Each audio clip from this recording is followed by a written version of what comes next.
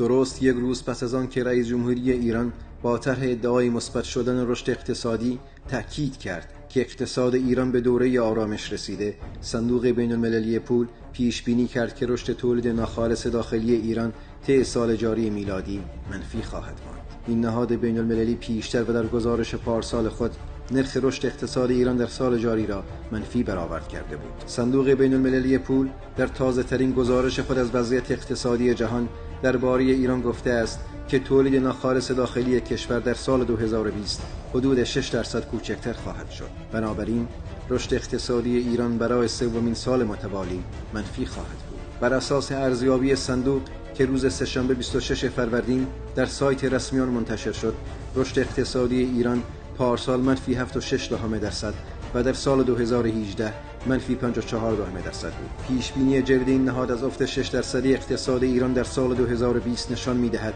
که تحریم‌های آمریکا، افت قیمت نفت و شیوع ویروس کرونا تولید ناخالص داخلی کشور را به شدت تحت تاثیر قرار داده است. به این ترتیب نرخ بیکاری ایران در سال پیش روی میلادی افزایش می‌یابد. همچنین تراز حساب جاری ایران از منفی 0.1% در سال 2019 به منفی 4.1% در سال 2020 خواهد رسید.